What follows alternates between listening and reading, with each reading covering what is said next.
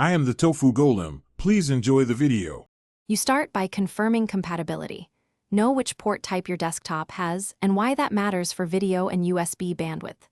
Once you've verified model and ports, plug the dock into its power source so devices can negotiate properly.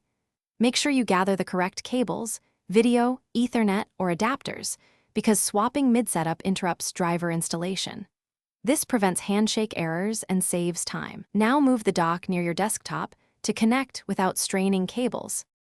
Once done with power and cables, connect the dock to your desktop using the highest bandwidth data cable available so video and peripherals run smoothly.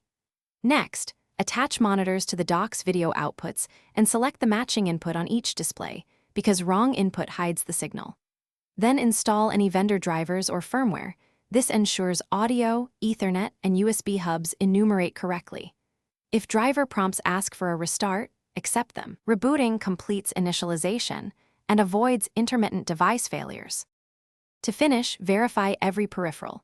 Type on the keyboard, move the mouse, check sound, and confirm Ethernet connectivity so your workspace is functional. Then adjust display resolution, scaling, and layout in your OS to optimize clarity and cursor flow across monitors.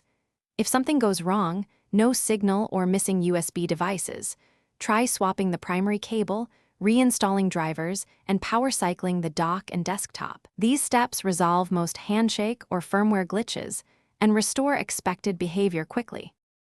Thanks for watching. Consider subscribing if we helped you today.